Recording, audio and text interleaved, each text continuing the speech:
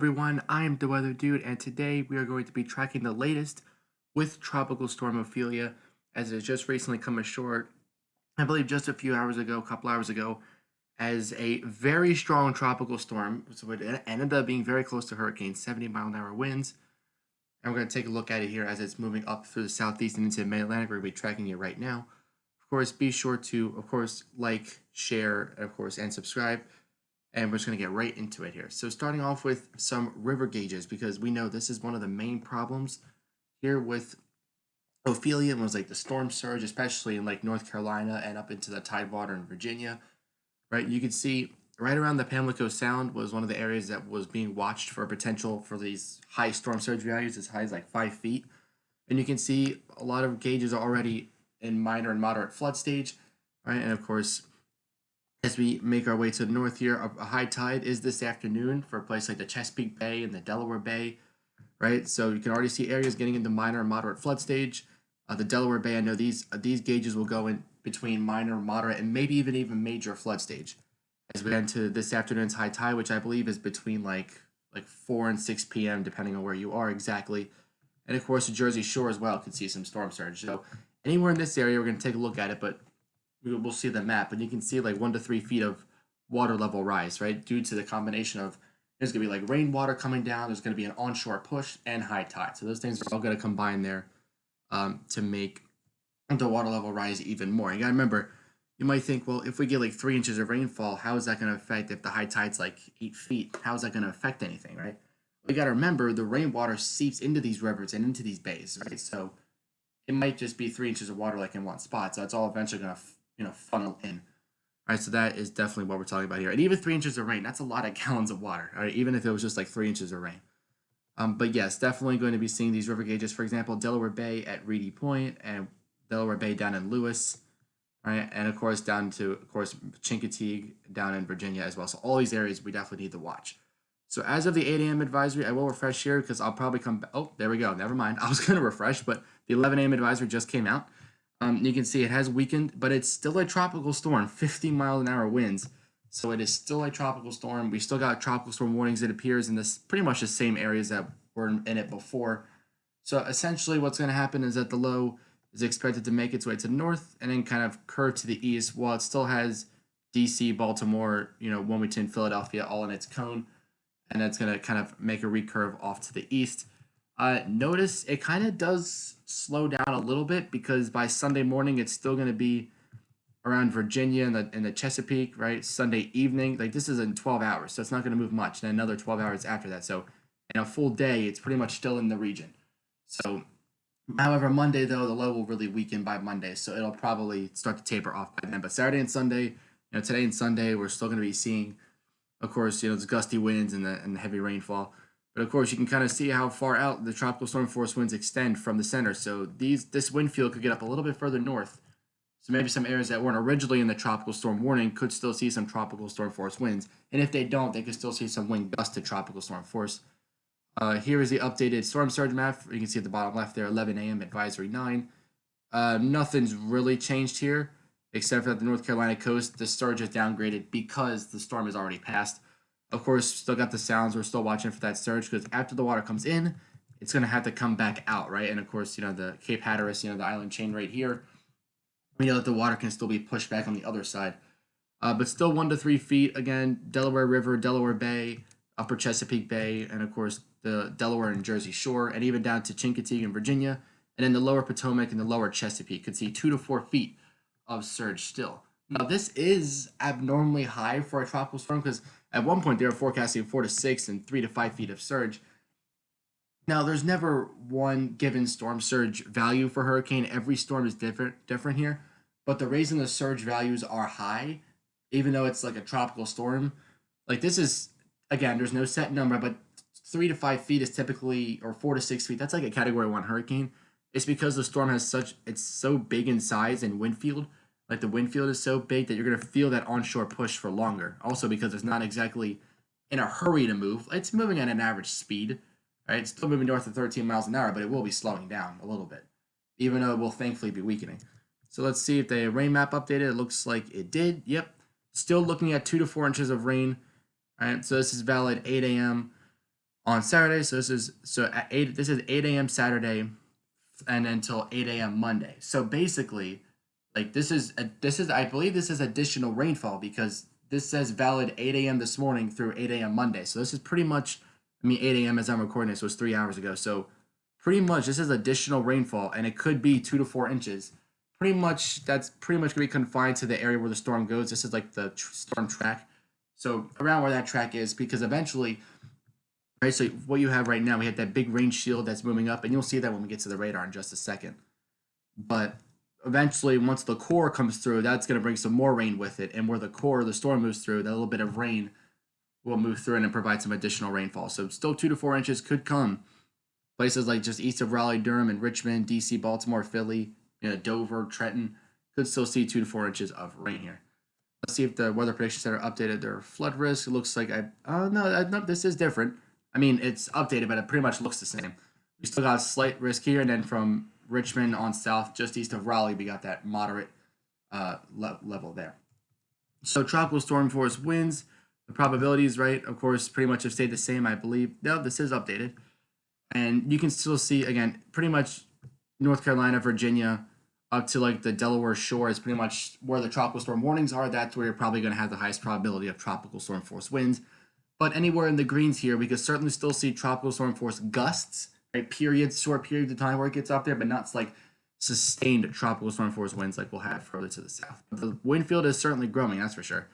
When the reconnaissance went through, this was, I believe, finished a few hours ago. But when they went through, they did find pressure at 981 millibars. And if we go to the graph here, if we zoom in a little bit, they actually found pressure as low as like 978 about millibars. So pressure did drop. So I wouldn't be surprised. I mean, it was a 70-mile-per-hour tropical storm at landfall. I mean, 74 is a hurricane. So it was pretty much a hurricane. It's just the same thing. It wasn't like a true hurricane because it was kind of like in its hybrid form. But the winds were that strong. I mean, and there was a wind gust, I believe, picked up somewhere on the North Carolina coast that did just get to hurricane status. Right? A wind gust, not sustained.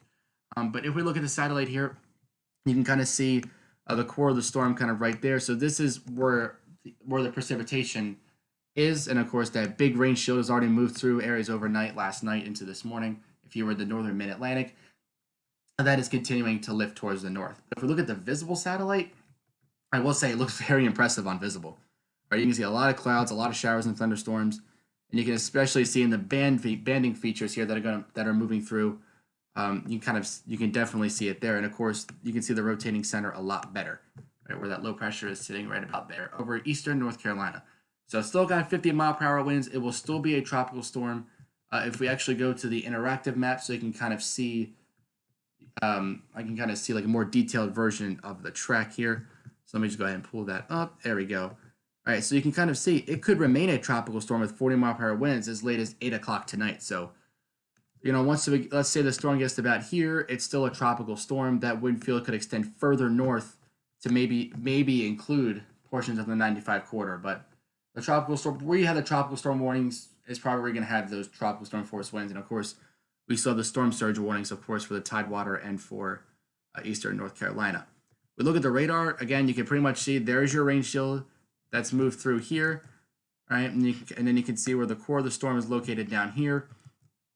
Right, that's where we still have some heavy showers and thunderstorms, and of course, these banding features that are moving through portions of the Mid-Atlantic right now.